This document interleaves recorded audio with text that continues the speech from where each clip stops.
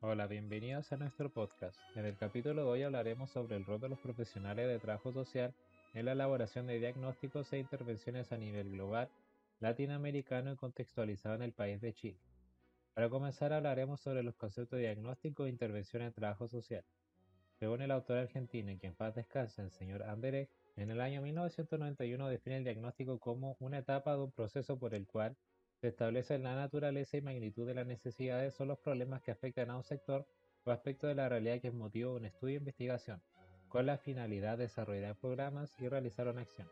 En palabras simples, el diagnóstico puede considerarse un instrumento que es utilizado para la detección de necesidades, problemáticas o aspectos sociales que puede percibir una persona, familia, grupo o comunidad con el propósito de desarrollar propuestas de solución o intervención. Y aquí ya mencionamos la palabra intervención, que se relaciona con la idea de propuesta de solución. Para ser precisos, y según los autores Fernández, de Lorenzo y Vázquez en el año 2012, define la intervención como toda actividad profesional consciente, organizada y planificada y dirigida a actuar sobre una realidad social para estudiarla, analizarla, modificarla y cambiarla a la consecución de una mejora positiva.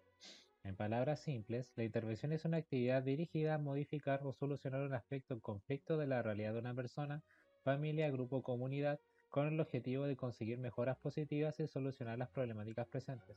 Con ambas definiciones cubiertas y explicadas, hablaremos sobre dos enfoques que usualmente se utilizan en trabajo social. El primero es el enfoque de derechos humanos, el cual se basa en la Declaración de Derechos Humanos promulgada por las Naciones Unidas en el año 1948. Los profesionales del trabajo social bajo este enfoque buscan orientar a las personas sobre los derechos que poseen, promocionar los derechos y en el caso de vulneración de los derechos, exigir que se respeten los derechos vulnerados y accionar una reparación inmediata sobre esos derechos. Podríamos decir que los profesionales del trabajo social no son los principales promotores y defensores de los derechos humanos universales. El segundo enfoque se relaciona con el trabajo con la comunidad, siendo este el enfoque comunitario, el cual precisa una colaboración entre el profesional de trabajo social y la comunidad en la detección de necesidades y problemáticas presentes en el contexto comunitario, contexto al cual el profesional de trabajo social posee las competencias o habilidades para intervenir eficazmente. El diagnóstico es elaborado junto a la comunidad, convirtiéndose en un diagnóstico de carácter participativo que busca precisar sobre las principales necesidades y soluciones que requiere la comunidad. El profesional de trabajo social bajo este enfoque es un gestor de recursos sociales y funciona como vínculo entre las instituciones pertinentes y la comunidad. Ahora que tenemos mayor conocimiento sobre las definiciones de diagnóstico e intervención y los enfoques utilizados en el trabajo social, podemos reconocer lo fundamentales que son estos conceptos y acciones para la profesión. Es por esto que se vuelve necesario considerar las políticas y marcos legales que guían y regulan estas prácticas con el fin de llevarlas a cabo de manera adecuada y profesional tanto técnica como éticamente. Una de las principales políticas que coordina y supervisa las intervenciones y diagnósticos es la Ley 20.530, en la que se crea el Ministerio de Desarrollo Social y Familia, el cual cumple un rol esencial en políticas de protección social, promoviendo enfoques e instrumentos que abordan distintas dimensiones de vulnerabilidad en la sociedad, con una perspectiva subjetiva y contextualizada que complementan el rol del trabajador social en los diagnósticos e intervenciones sociales. A su vez también, el Ministerio entrega diversas políticas y programas que van orientados principalmente a familias y grupos vulnerables, basándose en una mirada integral, intersectorial y participativa, en donde los diagnósticos e intervenciones deben ser individualizados y situados con un seguimiento continuo y comprometido hacia el usuario. Además de esto, el Código de Ética del Trabajo Social también es clave para regular las intervenciones y diagnósticos impartidos por los profesionales, estableciendo deberes y principios como el desempeño de actividades desde el conocimiento teórico actualizado, entregar respeto y dignidad al usuario, garantizando los derechos humanos fundamentales, la justicia social y la confidencialidad en el abordaje de los casos.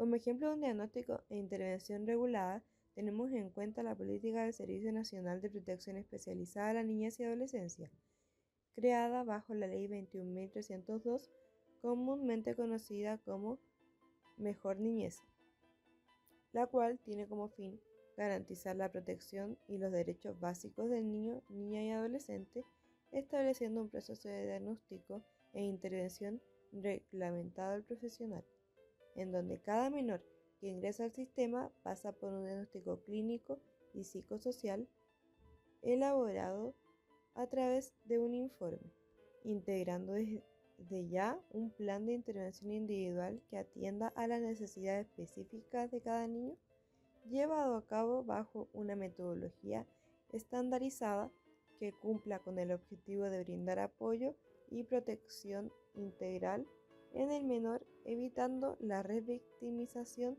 y la sobreintervención en los casos. Y para seguir con este recorrido por las políticas que buscan proteger los derechos básicos de niños, niñas y adolescentes, quiero contarles cómo se están aterrizando estas políticas en la vida real, en el terreno, ¿verdad? Ahí donde están los niños y adolescentes que más lo necesitan. O sea, en las residencias. Bueno, en Chile la implementación de estas políticas corre por cuenta del Servicio Nacional de Protección Especializada a la Niñez y Adolescencia, que es el actual organismo que reemplaza al antiguo CENAME. Este nuevo servicio está tratando de hacer las cosas distintas, con un enfoque más terapéutico, especializado y adaptado al desarrollo de cada niño. ¿Qué quiere decir esto en concreto? Que ahora se busca que los niños vivan en residencias familiares más pequeñas, separadas por rangos de edad, con equipos profesionales capacitados y con acompañamiento psicológico, afectivo y educativo real. Se cerraron varias residencias que estaban sobrepobladas y se han incorporado dispositivos de diagnóstico clínico especializado para conocer en profundidad las historias y necesidades de cada niño o niña, y así diseñar planes de intervención más justos, personalizados y que sean de más utilidad para la identidad y crecimiento de cada niño. Esto según el Servicio Nacional de Protección Especializada en el año 2024. Además, se han creado residencias de tránsito a la vida adulta, pensadas para aquellos jóvenes que ya cumplieron los 18 pero que aún no tienen las redes de apoyo estables, porque la protección no puede cortarse de golpe solo por cumplir la mayoría de edad. Ahora no todo es perfecto, el sistema sigue colapsado. Hay más niños que antes, sobre todo bebés menores de 2 años. Y eso pone en jaque tanto la infraestructura como los equipos técnicos, que muchas veces no están preparados para esas edades.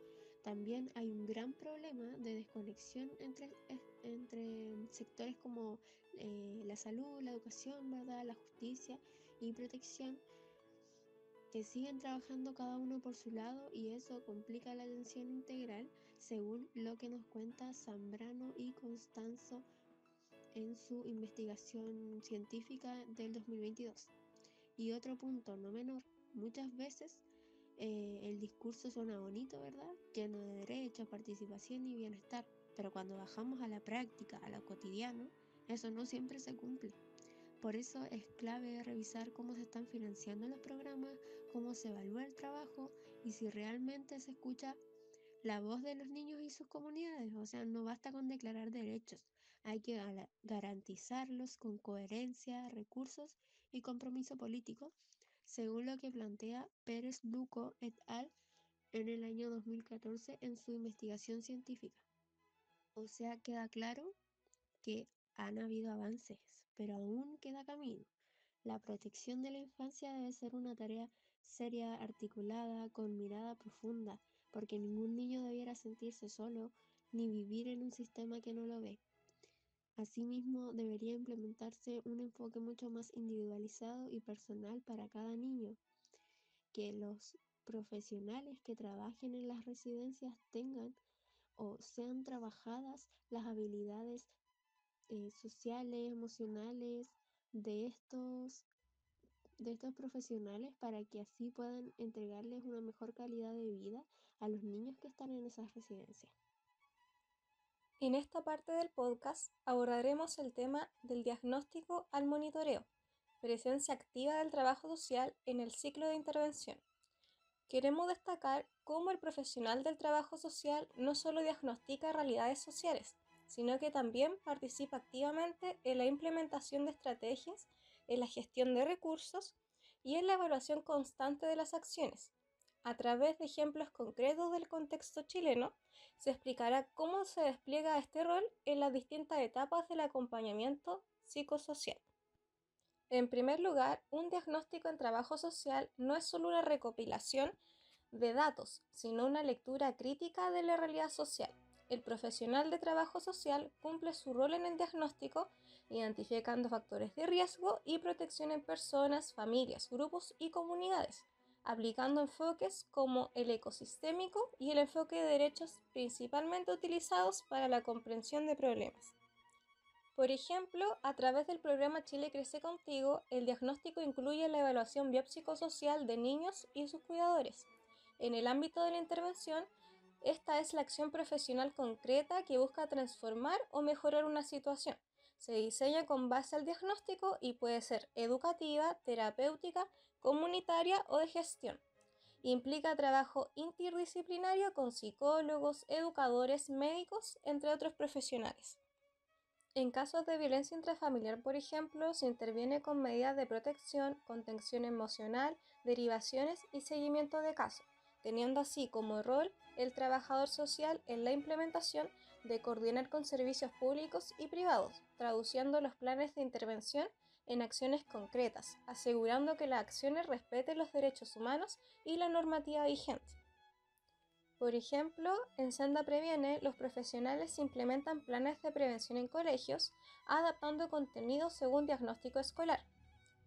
Por otro lado, su rol en la gestión está en administrar recursos humanos, técnicos y financieros de programas sociales, así como también diseñar y gestionar proyectos sociales participando en la planificación estratégica institucional.